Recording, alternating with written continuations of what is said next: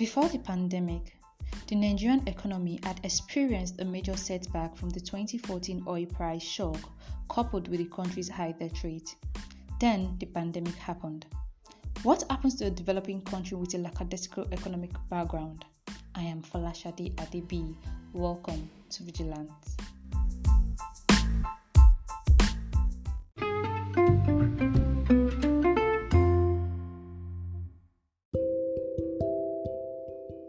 Do you want to be politically oriented? Do you want a platform where you get updated with socio-political issues? Then Vigilance is the right place for you.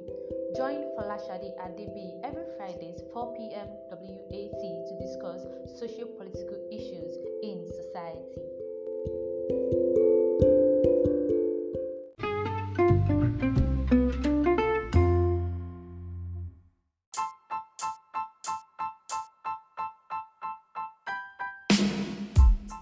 Thank you very much, and thank you for having me.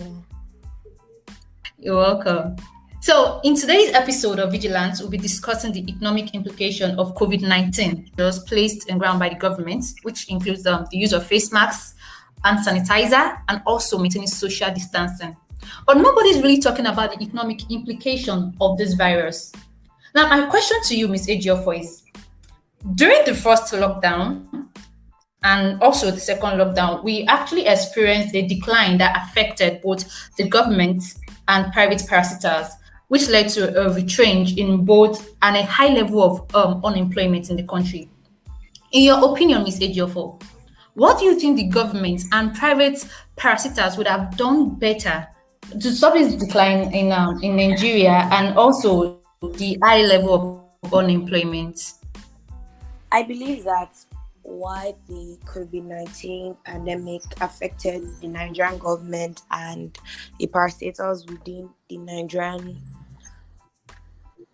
scene, why it affected these bodies the way it did is because the Nigerian government and these companies over the years have failed to diversify. And we've seen that prior to the pandemic, there have always been talks on how we need to go into other things rather than just focusing on oil.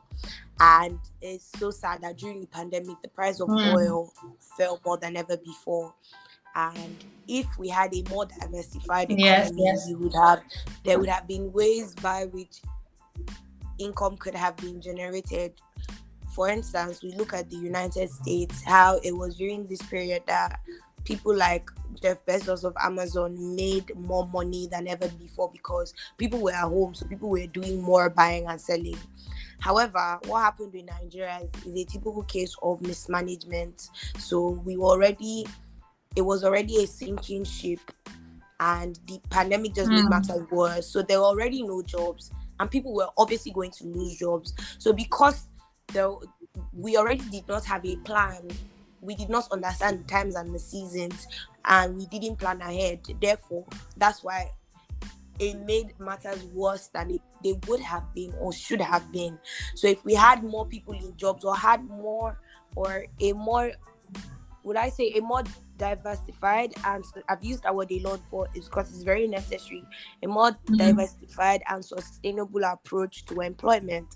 So if in 2021 Nigeria is still yet to understand that not everyone would be a lawyer or a doctor or an engineer, and we have to look for ways to pump money into other sectors, thereby creating employment, then the same problem, we were going to have the same problem regardless of the virus. So the virus has made it worse because everybody was in one place, and then you see that because we saw that a lot of parts of the economy, a lot of sorry, Ms. Ejiofor, I can hardly hear you. Can you take that again?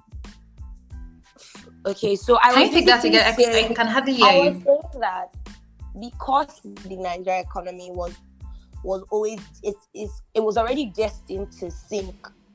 The pandemic just made it more glaring to everyone. Okay. So the problems that seem to rear their ugly heads during the pandemic, or we can see now during the pandemic, have been problems that existed. So the fact that we failed to diversify our economy, the fact that we failed to look at other areas of youth empowerment, or even aiding different sectors, or the fact that our government has aided certain individuals in having a monopoly of different areas of the economy, obviously these things were going to rear their ugly head. So if we had diversified in areas like e-commerce, in producing, in production, in Nigeria, we import more than we produce. So if we had a situation whereby if we could go back to the times of the 70s and the 80s, where Nigeria actually used to export things like cocoa out of Nigeria, I mean, that's an area that would have provided jobs for the youth. Because at the end of the day, during the pandemic, essential workers were working. And if it wasn't a thing whereby it was just maybe a few, because if you look at it, even the private institutions that are still standing, they're private institutions that are heavily funded, that have enough capital on their own. But if you look at it, the small and medium scale businesses which have nobody to rely on, a lot of them sank. So I believe this pandemic just unveiled, or it just put a magnifying glass on the problems that already existed within the Nigerian economy. Okay, thank you, Ms. Ejiofor. Now, you highlighted the problem that Nigeria needs to diversify in terms of not making our main focus on oil production. So, since we've discussed the problem, do you think that can actually work in this setting with a high debt rate? I mean, yes, it is more than possible. The truth of the matter is that we have the wrong people heading different sectors. So if we had people who actually, the issue is now we don't have the right people who understand these things. So for instance, so it's not a leadership problem. Yeah, it's part of the problem, and I'm saying that we don't even have the right professionals heading different parts of the economy, or heading different parts of the government or the nation as a whole. So people who are learned and who understand, like now, the fields of economics should be the ones who should be heading these areas. So for instance, there's nothing stopping us from again, I gave the instance of cocoa. There's nothing stopping us from going back to cocoa farming, the government investing in that. I know we have tin in this country. There are a couple of jewels. I'm not sure if it's diamond or gold. We have that in Nigeria. There are a couple of them that we have here. If only we can go back and invest in those things. Because at the end of the day, is when we're able to make income that would be able to clear off these debts. Because if all we do is just, because funny how what we do is sell oil now at low rates, export them for them to be refined, and then pay more money for it to come back.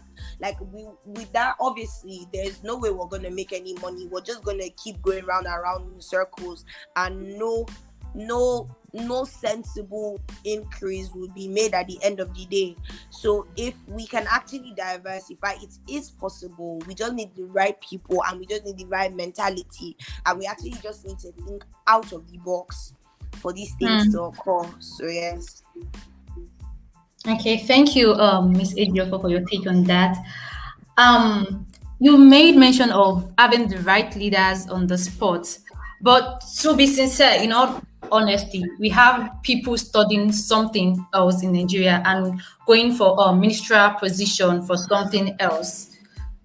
Does it have to be someone in that field being the head of something? We can actually have someone in a different field having a better understanding of things. What is your take on that? Again, if we can put aside our history of nepotism and red tapeism, if we would go far, why do I say this? So you don't just appoint people because you know them. If someone says that they're good at their job, their track record should show. So you don't just appoint. So it's just like I go into office now, I am president, and I am to give a ministerial list. I'm not just meant to put a couple of my friends simply because everybody needs to have a share of the national cake. No.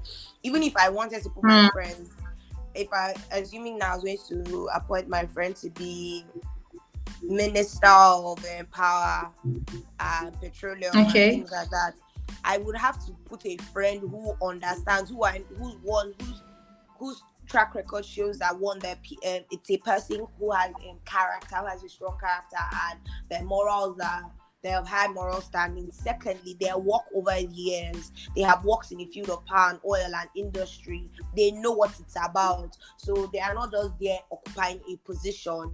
Or it's just like having somebody who hasn't studied law being a lawyer or a judge. It's going to end in chaos. So that likewise, we need persons who we know have proven themselves over the years. And I mean, in Nigeria, we're not doing badly when it comes to human resource. There are a good number of Nigerians who are well-read, both home and abroad. And if only the right people will be selected based on merit, I believe things will work. So that is always the issue. It's not like there's nobody. It's not like, because I mean, the people who make things work in other countries, they're not mystical creatures from the world beyond. They are persons that exist within their communities. And Nigerians have proven not to be dumb people. Like, Nigerians are very intelligent and they're hardworking people. So I'm very sure there are Nigerians who have years of expertise in different fields that we need to develop. Okay, thank you, Ms. Ejiofor, for your intake on that.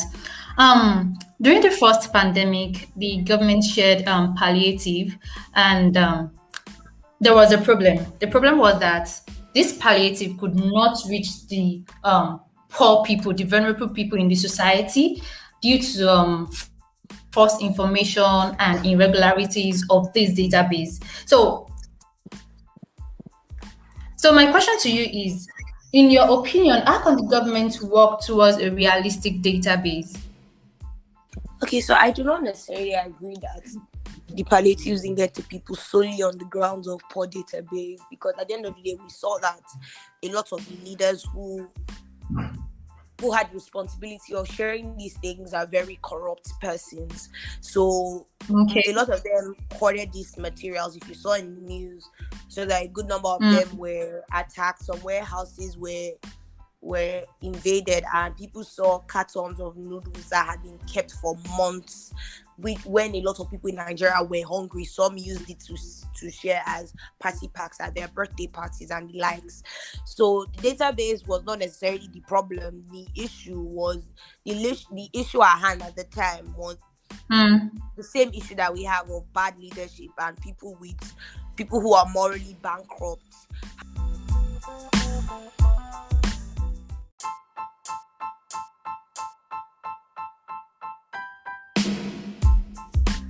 Thank you, Ms. Ejiofor, and that'll be all on today's episode.